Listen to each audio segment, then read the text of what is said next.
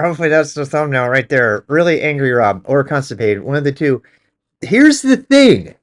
ChatGPT is not bad, but when it is bad, it is really bad. And I'm going to show you why. This is a very specific example that I was using today of ChatGPT. And I actually am going to show you a good example, and I'm going to show you a bad example. And I see that I'm clipping. I'm sorry. Deal with it.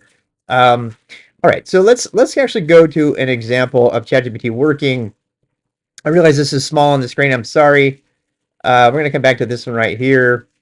This is ChatGPT. This is me asking Zyrtec, actually this is really cool. I'm going to give you a couple examples of ChatGPT actually totally working, and the reason I'm paying a subscription for it, and I really love it. There's the wife noises I told you about. Yeah, she's like doing kitchen stuff. I mean, it's ambiance. Consider it ambiance. All right. Anyway, um, Claude is goaded for code. Okay, I'll have to try that. So I was asking about Zyrtec treating long COVID, which I've had a problem with. I'm having a hard time concentrating. A different video about that. And so antihistamines are anecdotally some way to do that. And I was able to ask it some stuff about that. And then I'm trying to give you another positive example. There's a bunch of attempts to try to do the thing that I'm doing. I'm writing code with, and it comes pretty damn close. It did give me some ideas. That was some Go code from before. You can pause the video if you want to see any of those. I actually asked it about naps recently. What's the optimum size for a nap? I think that's like back here. I'm trying to get back to the one piece of good code. This the ideal code that this does, and a lot of you guys already know this. So people who are taking sides on the ChatGPT thing, as usual, it's usually not black or white. It's not one side or the other. It's actually a really good tool if you use it right. But don't depend on it permanently. You want to make sure to check your stuff. Obviously, I asked a lot of questions about Sweet Pea and music and stuff like that. It's really great at that. It's like way faster than checking with Google about things that I want to ask it really quickly. But so let me show you this. A long time ago, I asked it. I said, "Hey, can you just count all the leading spaces on the function, right?" And it wrote this function for me really quick. And that kind of thing, my friends, that is worth it because no amount of time. Yes, I can. I'm a fast typer, whatever. I'm actually not a very fast programmer. Why would you be this loud right now? I literally told you that I was just about. Okay, I'm gonna wait. I'm gonna pause. I'm gonna walk into my office. I'm gonna walk into my office to complete the video rather than upset my wife by. Are you making ham-ish things? Ooh, that sounds good. Okay. All right. So I'm going into the other room, going into my yoga room slash office. It's got a totally different light system. You know what? How about we go out on the patio over here? How about that? Oh, looks so. I promise you, we're gonna look. This is a look. Just be happy you have a video. I don't want to hear about it in the comments. Why do you? I don't want to hear. Okay, this is what you get. Otherwise, you get no video. Okay, so ChatGPT bad, right? No, ChatGPT is good and bad. And here we go. So we have count the leading spaces, and you see how it does that? That's the kind of code that it just like Go is a pain in the ass to do this kind of thing, and it just spit it out and it works, and immediately you can tell it works just by looking at it, and that's where ChatGPT is really great. I told you about looking at minor queries is really great, but let me show you another area where it's really wrong, and this is what made me want to make this video. Okay, so I've been writing this supposedly easy code. It's not easy for me because I have long COVID right now. My brain is just like not working, and you can tune in with me later about that. But seriously, it's taken me 3 days to make this very minimal function. If you want to know more about that, tune in. But um, and I was actually trying to get AI. I was trying to get ChatGPT to do it for me because it's super dumb code that I really don't care about. And it was about that time that I said, I was like, you know what? And if you don't know Go, I'll tell you about it a little bit. So in Go, it's the object-oriented programming part of Go allows you to do stuff like this, right? You can define a type like this. This is invalid code, by the way, as you can see from my screen. This is invalid code. But you can see here, Go told me that was okay. And you can inline a struct. You can do that. You can inline a struct, but you cannot inline methods. It's always been true for Go. And, I was wondering if maybe something had changed in 122 that I didn't see in the release notes because I didn't check the release notes for 121 and 122. Probably should go through that and make a video about that. But the point of this is that, I was like, damn, that would be really cool because then it would. This is a totally stupid example it made, by the way. But it's using exported. You would never do that. You use lowercase, right? Because you don't. This is all within this is all within a function scope. It's all minimally, so, but this kind of stuff usually comes right here. So this is completely valid Go code. All right. And as you can see, the errors went away from my automated, mem thing, and that compiles, right? That will totally compile. But the one ChatGPT told me, but this is the danger, and this is the reason for this video. Okay, the reason for this video is because of how definitive ChatGPT sounded, and it's very very dangerous because ChatGPT sounds it has this air of authority, like it really knows what it's talking about when it clearly doesn't. It's ChatGPT is like your very very knowledgeable friend who's fucking totally wrong sometimes, but then doubles down on how wrong they are rather than come around, right? That friend. Only the difference with ChatGPT is that if you give it new information, it will, unlike your pedantic, know-it-all friend, it will actually change its mind on you. And I want to read this to you. It's very important that you see at least this example before you make any decisions about AI. Specifically large language models. AI, by the way, is not the same as large language models. And Adam Ruins Everything did a whole thing where he's like throwing AI under the bus and calling everybody stupid for using it. No, he's stupid for saying that. That's AI's got tremendous value, including these, significantly wrong large language models on occasion. But look, I just wanted to show you this. So let's after the Zyrtec thing. Has Golang always allowed creation of name types like structs within the body of a function? Because I thought I was going crazy, right? I thought that I was trying to do something that I wasn't seeing the errors pop up from the real time syntax checker that I have working with my Vim, and it turned out to be something else. It turned out to be that you can do the inline struct. You can even do name structs, but you cannot add methods. And a method in Go is a function with a receiver. That's what this is. This is a receiver that says it's kind of like hanging a function off of a struct, right? Which I really love because at runtime, even actually no, not at runtime, but I mean that's a different thing. You'd have to do an assignment. You can't do it at runtime at all. So forget I said that, but you can have a receiver and do the thing. All right, so you could have this. Oops, you can have this, right? That's totally valid Go, but you cannot. That's stupid to do that. You would probably do this instead, right? You have a lowercase because you don't care about the scope. You want it to be lowered, so it's nice. It's easy to remember. It reminds you that it's a struct that you have in here. You can even do anonymous structs, which I had done. That's what this was before I did this. You can do type, item. I guess is a struct. No, wait. You can do inline structs, which are really cool. It's very C-like to do this. Where you actually assign to one that you're going to reuse, and you don't want to use some sort of map notation, which is really heavy-handed. So you could do this as an inline struct. So yeah, you do item equals struct, and you can define, especially if it's an int, if they're the same type. This is really great. You could say count, and you could say last or something, and then make it int. And then you can actually do that. You can actually initialize it with an initial value. The default initializer values for ints are 0, so that you don't need to do that and go. Anyway, that's an inline struct. Right now, that is normal to use. This is normal to use. But as soon as you try to hang a function off of it, you have an error.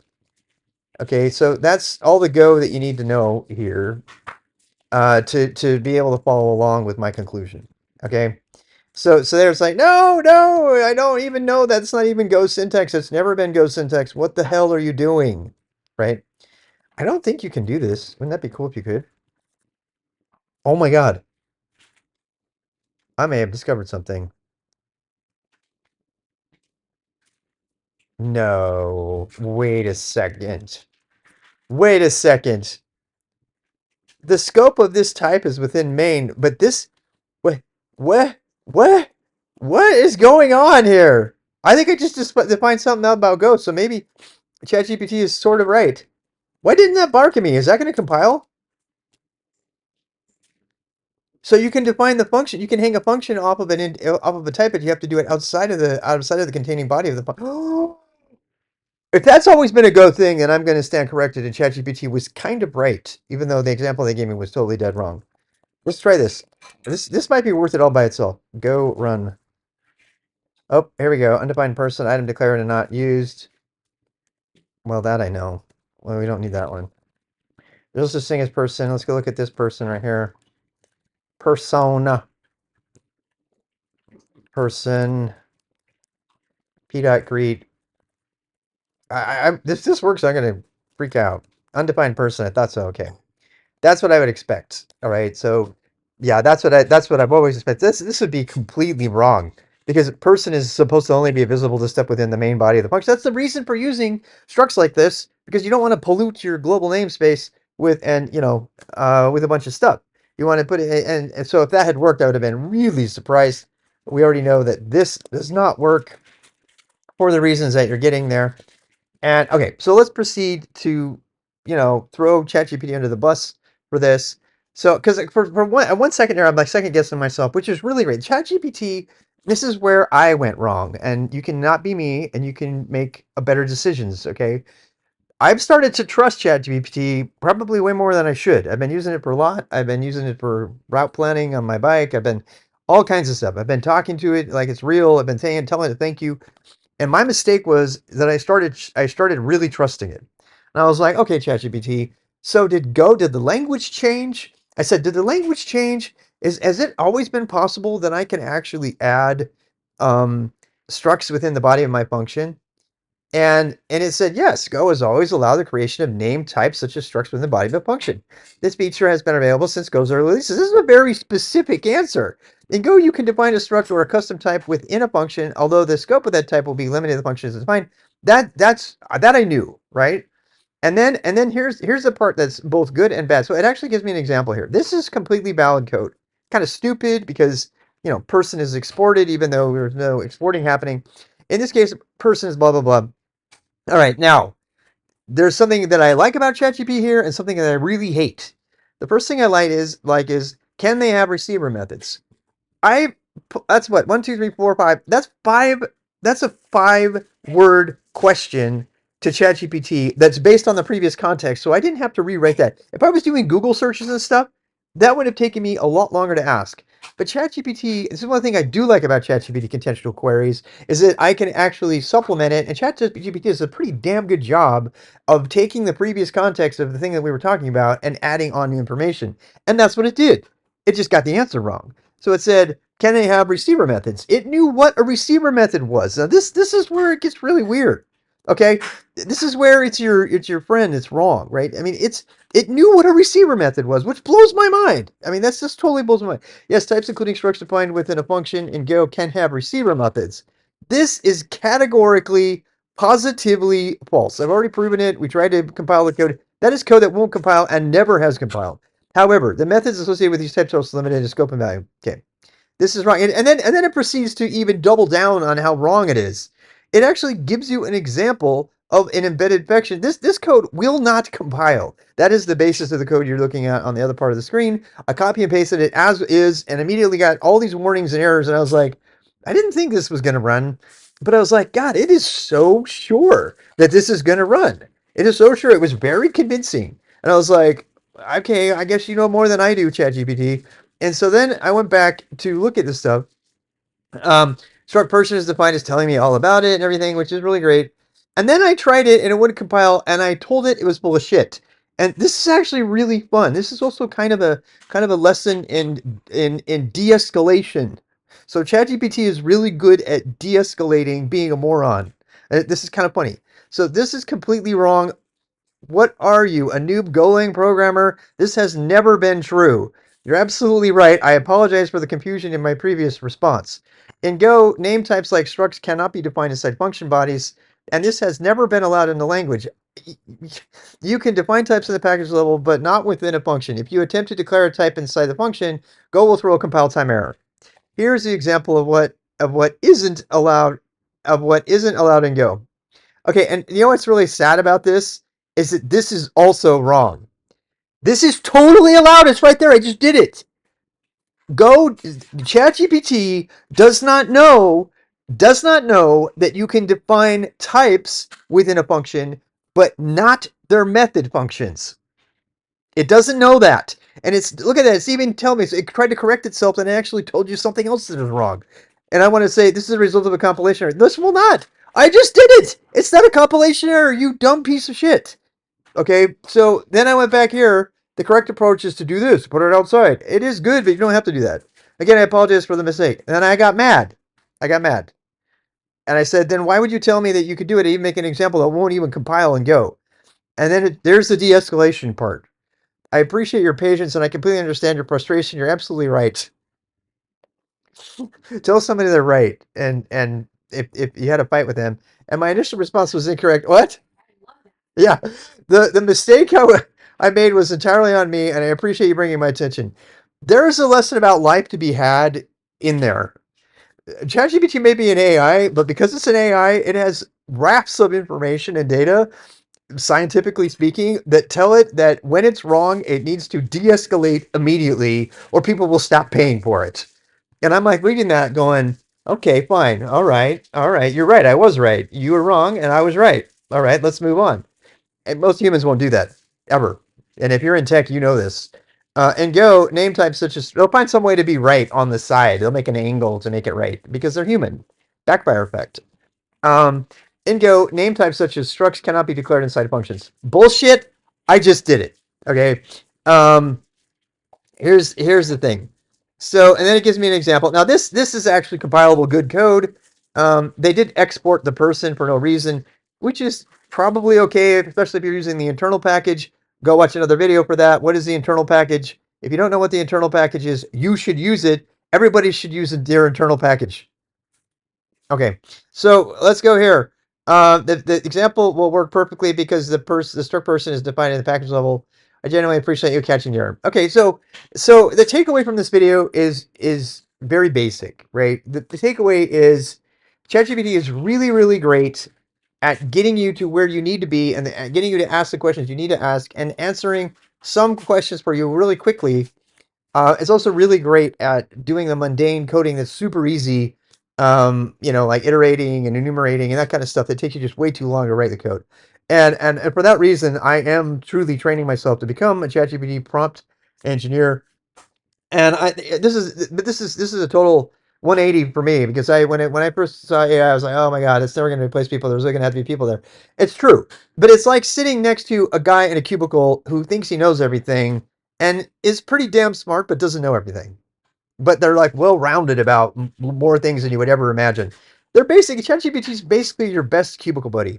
I mean, I can get answers from ChatGPT like in a fraction of the time that it takes me to go do even a command line search. And if you know me, you know that I do a lot of really, millisecond level command line searching because I don't like being able to search really quickly is the single greatest advantage and the number one skill you need to learn beyond knowing how to learning how to learn. And let's talk about education for a second. And I'm going to go ahead and wrap up with that. The thing that got me to turn around, my position on AI some years ago, year and a half ago or so, was my good buddy LTN Bob, who teaches at university. At least he did until very recently, moving into the corporate sector again. Um, told me how great it was for education. He's like, "This is a fantastic tool for education." Now, and I want to put a bullet point on that right now. Yes, it's great for education, but in this case, you would be totally, pardon my one French word, fucked if you use this. If you use this and you went and, as with all the competence and assurance that ChatGPT did, you created code that wouldn't even compile, you'd be laughed out of any kind of job interview for Go programming anywhere. Now, most people who do that kind of interview don't expect you to know all the answers up front. They do expect you to do the things and test and compile. This kind of thing, they would say compile it. And by the way, this dumb friend of ours, ChatGPT, who's also really smart, doesn't have the ability to compile the code to see if it works. So don't give up your personal network of friends. because your professional Linux group, your programming group, your meetup group, your favorite Twitch streamer, these kind of things are still going to be really relevant for you because when you ask those questions, when you've done all the work to answer the question for yourself, like the autodidact that you are, and you can't get the answer, you've got to turn to your professional learning network, not just ChatGPT. ChatGPT is one member of your professional learning network. And I'm going to conclude with that. Don't ever trust it completely, just like you never trust anybody else, you know. Um, and yeah, I was going to ask you your opinions on love and trust. There's a statement in a movie that we're watching right now, or a thing, The Old Man is called, where they say you can either trust somebody or you can love them, but you can't do both. And I feel like that's how you should go with ChatGPT. You should never trust ChatGPT, but you can love it. You just should never trust it. I'm done now. I promise. I'm done now. I'm gonna go turn off the recording.